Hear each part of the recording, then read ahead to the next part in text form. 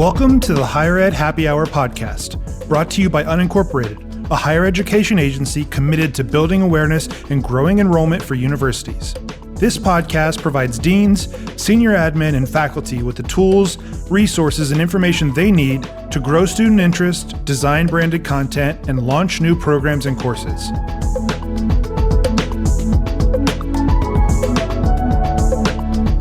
Hey everyone, and welcome to another episode of Higher Ed Happy Hour. My name is Robert. I'm here with Parker Pell. Parker is co-founder of a platform called Scholars, which helps companies understand which interns and new graduate hires are at risk of turning over so that their team can take action before they do. Parker, welcome to the podcast. Thanks again. Of course, super excited to be here and have the conversation today. Cool. So just to start, can you tell us a little bit about Scholars, the platform, and how it's helping companies retain early career talent?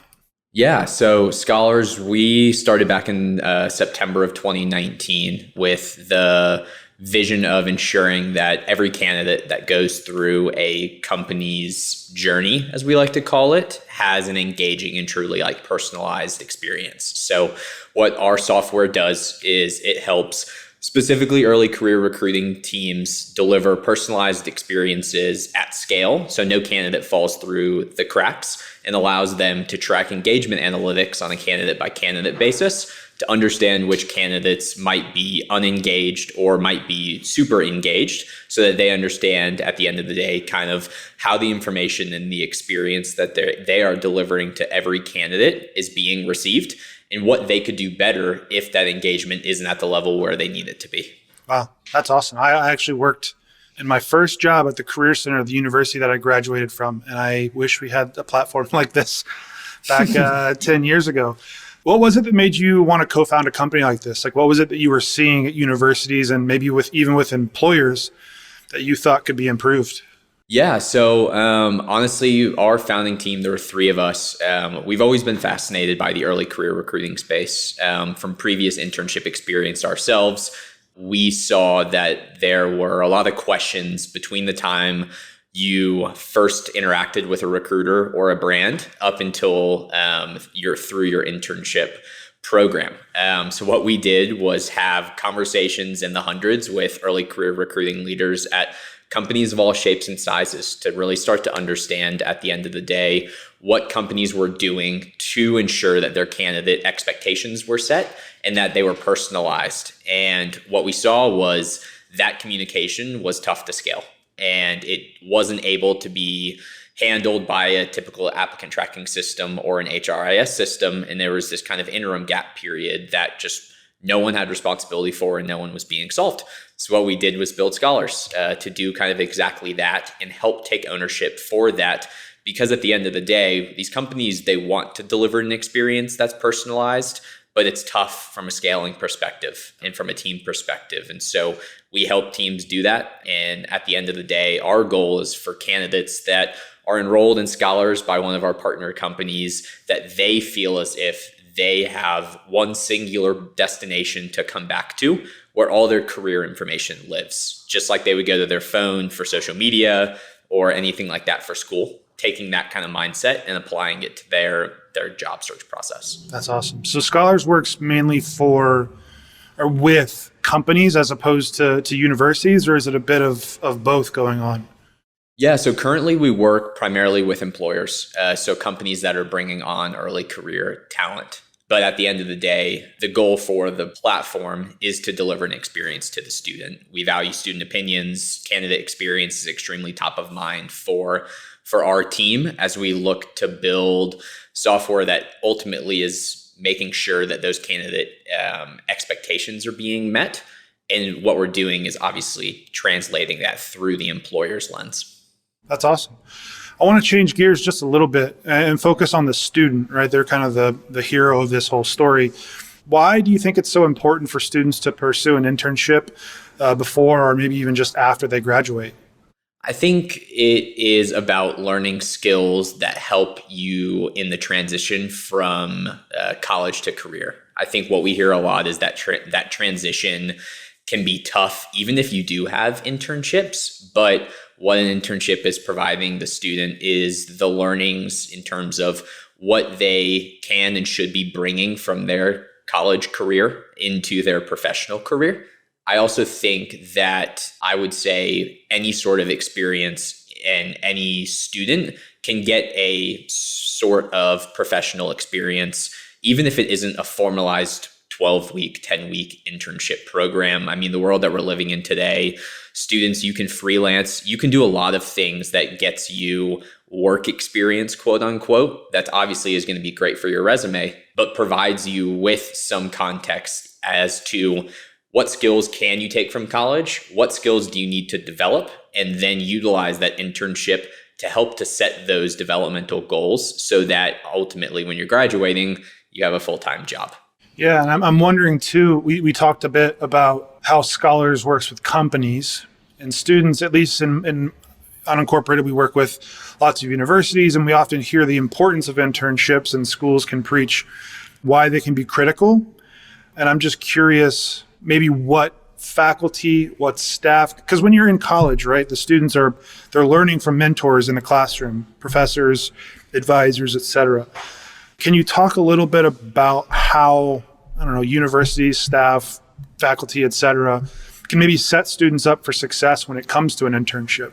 I think the biggest thing that universities and faculty can do is outline and help students goal set before they go into their internship. I think we hear a lot from employers that a successful intern who's going to get a full-time offer set goals that they were looking to achieve through their internship. And I think that that is something that can be lost in the translation of a student trying to get a job, doing our interviews, accepting it, and then you're like, oh, awesome, I'm going to start in 6 months. I think that what faculty and staff and universities can do is host workshops and provide outlines, guidelines, and just honestly strategy and insights around what students can do before their internship that will help them ultimately develop as a professional, be able to pull in things that they're learning from school, but ultimately help them understand what they can do on the front end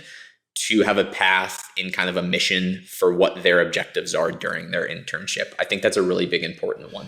Yeah, and that's actually a nice segue, because I'm curious what students can be looking for in an employer when they're going through the recruiting process. Not only maybe can students or can faculty and staff help the student set good goals, I'm wondering if maybe a company that has a maybe regiment is probably the wrong word, but a more detailed process and what students can expect to learn and get out of an internship. That would, at least thinking back on my experience, I would have loved to have an internship where I'm going into a company interviewing and they say, hey, here's what you're going to get out of the next 4 months. Can you talk more broadly about what a student can look for in an employer when they're going through the process, and maybe what makes a good internship? Yeah, so I think that student evaluation of a company can start, honestly, even before they apply or get an interview, as you look and evaluate how an employer is kind of prioritizing your personal experience. Is horror stories of signing up for email lists and getting jobs that don't relate to you obviously still exist, especially in this day. Something that we hear a lot as a student, if in the interview process, your first recruiter phone screen, they are transparent about how long the interview process is going to take, what to expect going into it. That just shows the next kind of level of you aren't just someone who just applied and we're taking your phone call. I think that could show a student, if a company outlines the full interview process, then they are taking that next step to ensure that you are in the driver's seat. You're doing everything you can in that interview to ultimately get the decision and put your best foot forward into that. So it could start as early as that. I would also say if you're a student, fortunately enough, that's listening, you've accepted an internship offer. Internship offers, you can, it depends on the industry. It could be 12 months before, but a traditional recruiting timeline, let's say you accept an internship in November, you start in late May, early June. So you've got 6 months there after you've accepted that offer, where I think where we hear a lot of anxiety from the candidate's perspective comes into play about how do you know that you're in the right position before you join and before you start. I think that as a student, if you accept an internship offer and your future employer outlines what the next 6 months before your internship could look like or should look like. Almost like pre-onboarding almost. Exactly. Just like pre-onboarding. I think that there's a lot that employers today, the good ones, are doing to set expectations for those 6 months, because really after you accept an offer, we argue at Scholars that really you are at the company. You have started at that company. And that's the mindset that we're trying to get employers to think about, so that they can, at the end of the day, make sure that they're doing their part in truly delivering that transparent experience, but also an experience, I think, at the end of the day, that if you accept an offer and you don't hear from your employer for a month or 2 months, that's not good. If you accept an offer and your recruiter who recruited you says, hey, look, over the next 6 months, here are the events we're going to host, here are the communications you're going to get, here is who you should reach out to for any questions, here's a list of commonly asked questions from former interns. Like, wow, that shows a lot about their investment in you, setting you up for success for that first day. And now we're going to take a quick break. Want more of the most important higher ed news, insights, and perspectives, but don't have time to look for it?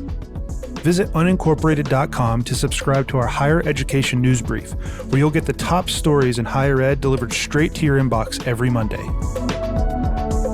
And now, back to the discussion.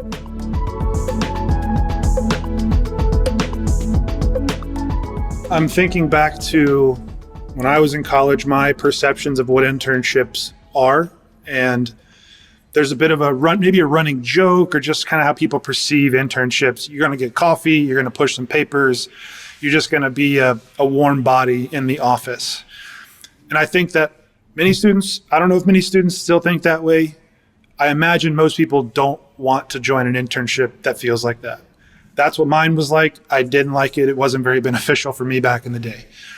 So you talked a little bit about it from the company side, like what they can be doing to set students up for success and what students can look for to know that they're getting into a good internship.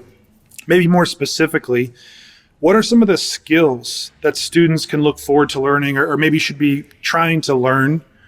Because coming from the classroom, it's very theoretical. Maybe you have some group projects, but you don't really get that real world experience where decisions matter to the bottom line. What are some of the skills you think students should be looking for and trying to learn outside of the classroom? Yeah, so I think 3 things really pop into mind for me. Number one, from a skill standpoint, is communication. So we have a multi-generational workforce, and I think what we hear is you don't learn how to communicate with a manager, VP, SVP in the classroom. So if you can set a goal to learn how to communicate with different generations, with different levels, when you're coming into an early career role, that can only set you up for success in your job search after your internship and beyond. Second goal, I would say, would be to network in a cross-functional department. So what I mean by that is a student coming in as a software engineer, I think that they should have a goal of learning how the finance department or how the marketing department plays a role in the vision and the growth of that company. I think that students are doing internships to find out what they want from their career. And I think that if they can get cross-functional exposure to a different department, it just gives them a true kind of understanding that they are in the role that they want to be in. And it might even show them that they're not. It might even show them that they want to go into a different role. So communication skills, 1. 2, I think a goal every student should have would be to learn how another department operates and relates to the company. And I think the third goal, and a lot of the companies have these in place, but obtaining a mentor, like a career mentor. Most companies have mentorship programs where they will pair you with someone. You hear stories good and bad about the effectiveness of those relationships. But I think if a student coming into an internship makes it a priority to find a mentor, whether it's someone they're paired with, or it's someone that they just meet at lunch at the office, or they reach out to on the internal kind of company hub, so to speak, I think that that'll go a long way for them, not only to visualize what a career at that company could look like, but also learn any sort of mistakes or things that that mentor made in their career journey that the intern could ultimately kind of obviously mitigate. So those would be my kind of three things that skills and then just like goals that I would say a student should look for during an internship. Yeah, and I'm glad you framed it that way, because I realized after I asked the question, people are interning in a myriad of different types of fields and industries and skill sets. Those three that you just mentioned are relatively agnostic to, no matter what your skill set is, those three things apply to a potential internship. We've talked about students, we've talked about universities. Now I'm curious on the company side of things. And then this applies to students as well. Like, what is it that you see or companies are looking for in good interns? Like, what makes a good intern? What are companies looking for in students? Yeah, so I was actually talking to an employer today, actually, and asked them this exact question. Obviously, it's a big priority for ours to understand that. And it seems like, and it could be called a buzzword, but like an eager learner, like a living learner, always enjoying learning new things, I think is just like a very like high level personality or characteristic trait that a lot of employers are looking for. Now you're probably, as a student, you're like, okay, well, like, how do I actually like show an employer that in an interview process? That might be my first one. I think that it is imperative from the student standpoint to show curiosity. I think curiosity can be a way that they can show that they want to learn. It can start as well before your first day. I think that it can start as soon as you have your first interview with the recruiter, showing them how you're curious about where their company fits into the industry that they're in, why that product at the company is unique in the industry and is like ever changing. And even going back to the cross-functional stuff, asking about how their department plays a bigger role in the picture of the vision. And at the end of the day, asking the company and showing the company that you're bringing new ideas to the table. I think that what students can sometimes lose out on or lose sight of when they're going through that job search process is that the company is bringing them in to be an asset at the end of the day. And a big thing that companies are looking for is different viewpoints and a diversity of viewpoints. So understanding from a student that your viewpoint is valued, you're there for a reason. And if you can show that by bringing ideas to the table about processes that you see in place, it could even be like onboarding processes as an intern that you wanted to tell the recruiter about, something as simple as that. I think that just kind of goes to that larger point of showing you're curious, you're wanting to learn, and you're willing to kind of put ideas forward. Yeah, the thing that came to mind when you said someone who's a living learner, active learner, is also someone who's proactive. And I think that has to do with sharing new ideas or making assessments and not being afraid to, there's a way to do it, obviously, but not being afraid to bring new, fresh ideas to the table, to your mentor, to whoever is supervising you. Yeah, and I feel like that's something that you don't really get in the classroom because you're just being dictated. The professor is telling you what to read, what to write, what quizzes to take. It's not passive. You're still active in the process, but it's very passive, them to you. Whereas in a business, it's very synergistic and there's a lot of collisions. And so that might be a difficult transition for many students, actually, is being used to having everything told to them and kind of handheld in some ways to now you have to be an active participant in what's going on and bring something new to the table. 100%. I'm thinking about Unincorporated because we're actually, just a little plug, we're actually launching an internship program ourselves here in the coming months. And so as we wrap up, I'm curious, if you were going to work with a company who's launching a new program, a new internship program, or maybe one who wants to start an internship program because they want to mentor students or provide that way of learning. Obviously, you've given a lot of great tips and information throughout our conversation. I'm curious, what would you say to someone like me who's in charge of establishing that program, setting up the interviews and the onboarding processes and the learning goals? Like, what are some things that you would tell myself and maybe other companies trying to get into this? I think The number one thing that I would say would be, as you're strategizing and planning kind of what your candidate's journey is going to be like with your company, think about how those candidates want to be communicated with and make that an imperative feedback mechanism at every stage of their kind of candidate life cycle. So before they apply, their interview process, after they've accepted an offer, once they start, during the program, and hopefully once you're converting them and after their internship is over. Of those 6 things, how can you ensure that the candidate of this generation feels like that they're in the driver's seat and setting their own career path, and ensuring that you're meeting the expectations from a communication standpoint to what they're looking for? Because it's different, and it's going to be different, which is why delivering a candidate experience at scale is hard. But simple things about like incorporating those feedback mechanisms into every step of their kind of life cycle, I think as you're starting the program, will provide a lot of great data in terms of what's working and what could be better.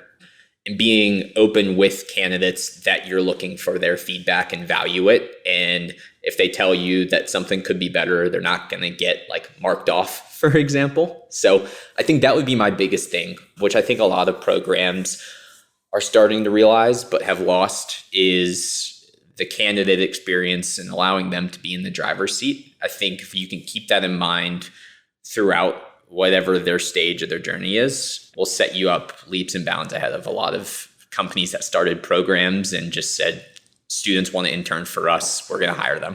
Yeah. I think the biggest takeaway that I have from our conversation is that stage that happens after you've run an interview and maybe they've accepted an offer, and the time that they start is such a critical stage to help them feel like they are set up for success. It also is going to help companies, thinking about ourselves, on day one, they have all the context they need to hit the ground running, because internships are typically, 4 months maybe. And so if you're going to spend a month onboarding and acclimating and trying to learn everything, you've lost a month of potential learning and value out of the student. So I think, that time of the process is so critical. And I thank you for sharing that. Parker, it's been awesome to chat. I'm curious, where can people find more about you and about Scholars? Yeah, no. So, and obviously I appreciate the conversation. This has been awesome to chat about, obviously something I'm extremely passionate about.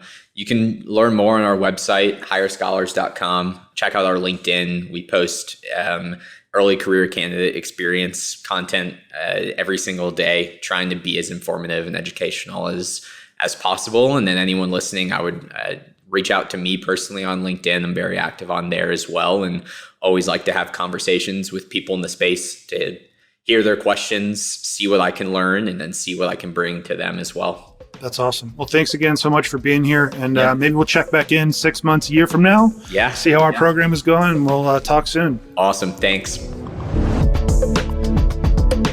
Thanks for listening to the Higher Ed Happy Hour podcast. For more higher ed specific resources, or if you'd like to be a guest on the show, please visit unincorporated.com.